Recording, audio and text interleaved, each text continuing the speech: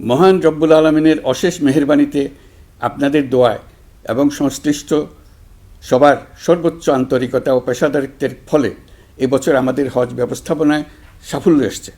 প্রথমবারের মতো সরকারি ব্যবস্থাপনায় লাব্বায়েক অ্যাপের মাধ্যমে হজের সার্বিক ব্যবস্থাপনা ও সেবা নিশ্চিত করা হচ্ছে।